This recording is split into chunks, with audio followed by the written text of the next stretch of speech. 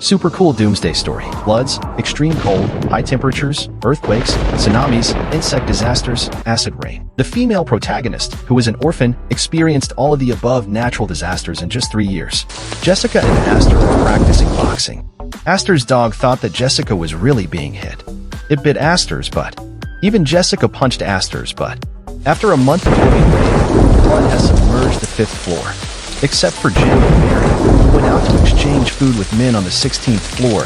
Everyone else is training themselves to deal with bigger troubles. Aster, who had his butt slapped by Jessica, said shyly, "Don't slap my butt next time." After saying that, he covered his butt and walked out of the room. In the morning, Aster took the dog out for a trip. When they came back, Jessica had just finished her grandmother's treatment. After her grandmother left, Aster brought Jessica a fish, saying that the dog caught it. Jessica took the fish and asked Aster how he liked it cooked. Jessica wanted to apologize for the boxing incident. Aster felt a bit awkward after listening and said as long as it's not spicy, it's fine. Then he went back to his room. At noon, the 5 people from the 16th floor had a big meal at Aster's house. After the meal, a middle-aged couple downstairs brought their son to see Jessica for treatment. When they left, the couple gave Jessica a gold ring as payment. Jessica threw the gold ring into the space, and it was instantly absorbed. After finishing their meal, Aster prepared to take Amy out for some exercise because she was too pale and tender. Jessica took out her makeup and painted Amy's face. After Aster left, Ida and the others also went out, leaving only Jessica and the dog on the 16th floor. In the afternoon, while Jessica was treating her grandmother, someone knocked on the stairwell door. A middle-aged woman in her 40s or 50s stood in the stairwell and shouted, "Girl on the 16th floor, I've come to see you for treatment. Open the door quickly." Jessica didn't think the woman sounded sick. When the woman saw Jessica, she said, "I have a headache. Can you give me 2 pills?" Jessica said there would be a fee. The woman was unhappy and said, "It's just a normal headache. Can't you just give me some medicine? Why do you still charge?" Jessica didn't like this woman and said, "Treatment is possible, but it will cost 5 kilograms of food." The woman angrily said, "You can't be like this as a person. Why do you need food for helping others with their treatment? You found so many things, but you don't share with your neighbors. You're so bad." Jessica didn't say anything and went out with a knife. The woman was scared when she saw the knife and ran downstairs, shouting that the people on the 16th floor were all bad. In fact, this woman had hoarded a lot of food at home. When the typhoon first started, she pretended to be pitiful and borrowed a lot of food from her neighbors. This time, she heard that there were medicine on the 16th floor and wanted to come and get some. Jessica returned to the corridor. Her grandmother told her that the woman living downstairs from their apartment was always rude and liked to take advantage of others.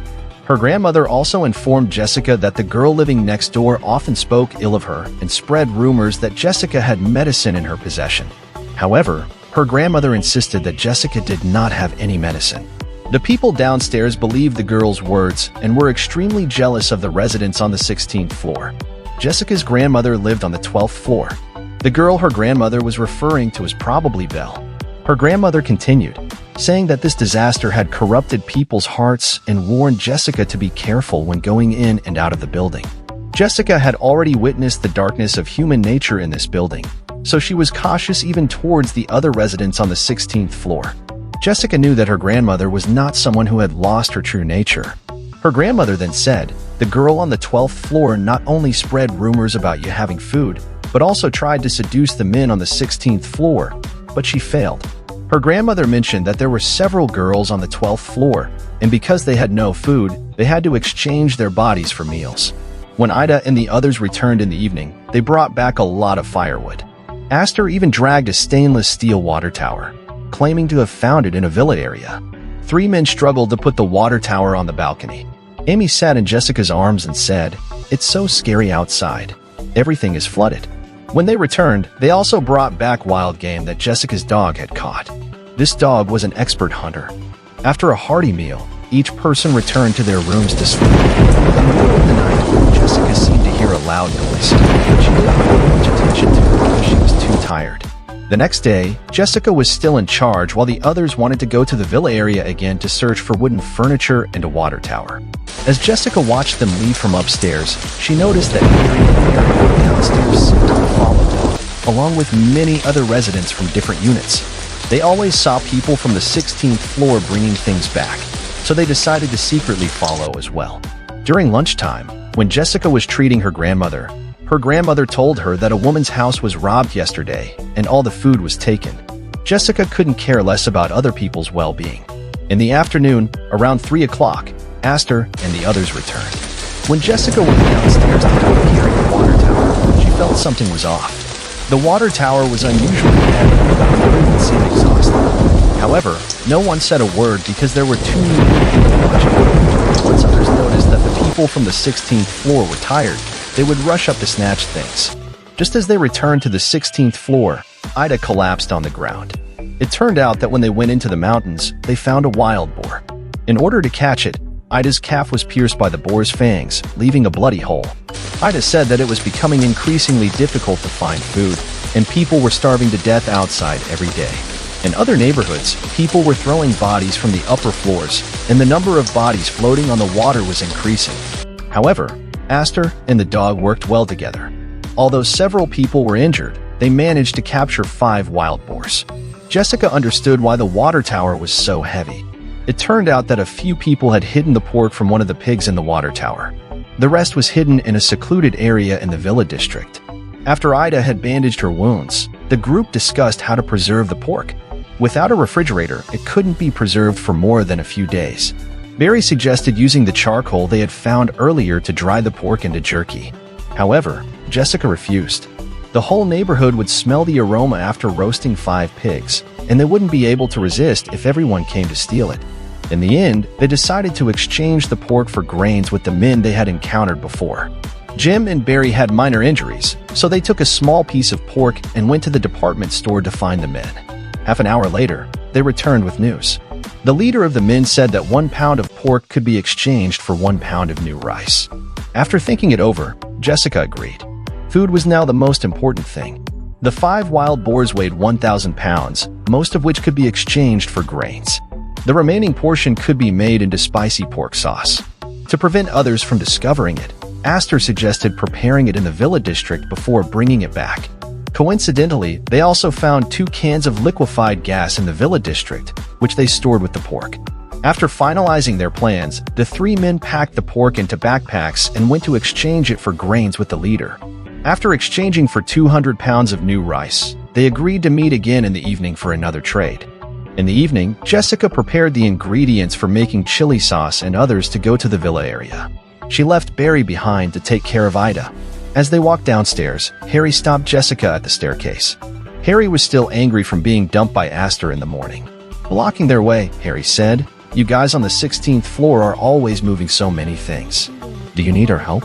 Jessica replied, "You just want to take advantage of us. Stay away from us." Harry was taken aback by Jessica's words and left unwillingly. Over an hour later, the group approached the villa area halfway up the mountain. The flood had submerged the halfway point and half of the villas. After reaching the highest villa, they found it filled with the things they had collected before: water tanks, charcoal, gas canisters, and many wooden furniture.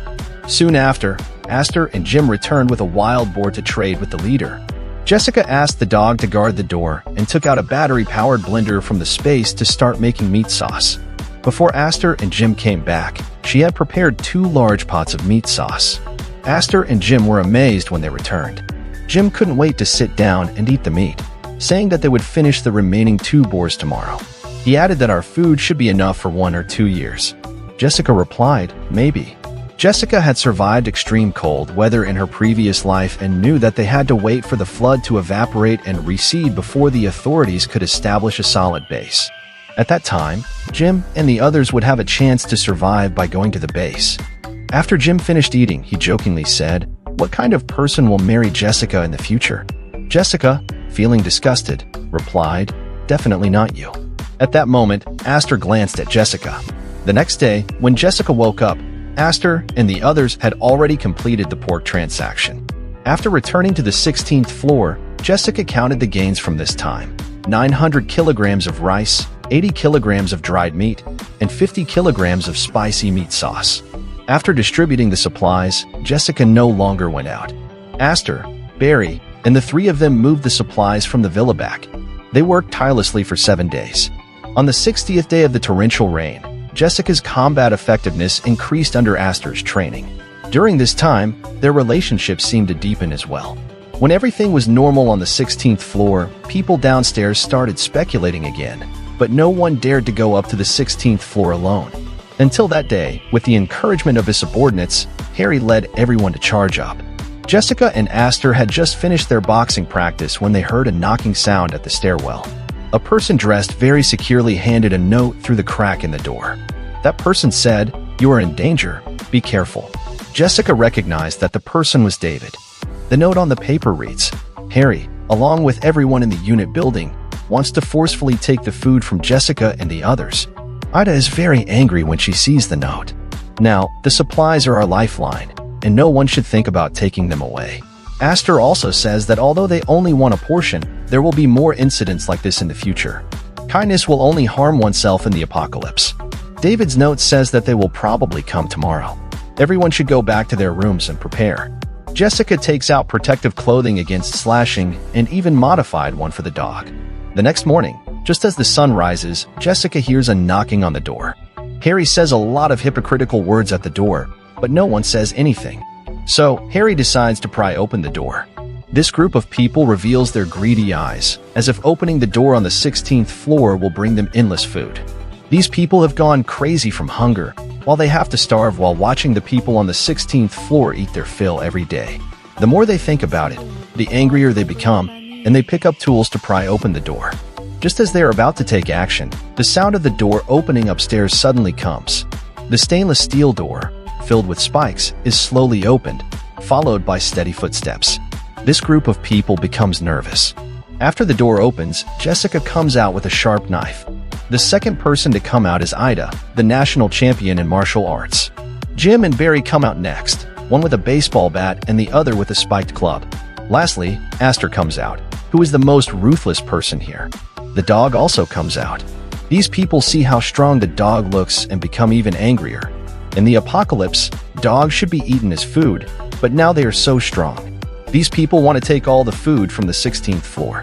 When Harry sees the equipment on the 16th floor, he thinks that they probably won't give up the food. Just then, Jessica says, "Harry, by bringing so many people to knock on our door, are you trying to start a war?"